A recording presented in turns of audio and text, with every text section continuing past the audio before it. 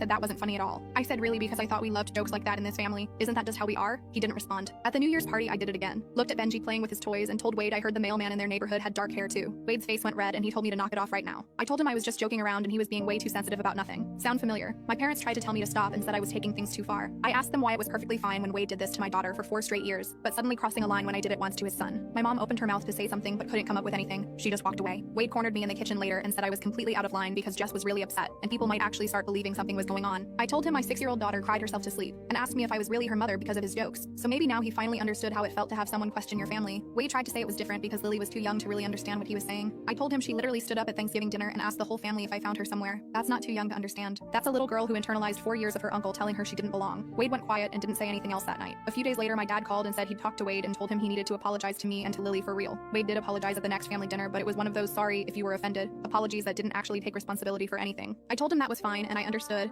and that I just keep making jokes about Benji until he figured out how to give a real one. 2 weeks later, Wade called me and asked if we could talk. He said he'd been thinking about it and realized he'd been cruel without meaning to be, and he was sorry for hurting Lily. At my daughter's 6th birthday party last month, Wade walked up to Lily and got down on her level and told her he was really sorry for saying mean things and that she was absolutely 100% her mother's daughter and anyone could see it. Lily looked at him and then hugged him and said, "It's okay, Uncle Wade. I know you're not that smart." The whole room burst out laughing.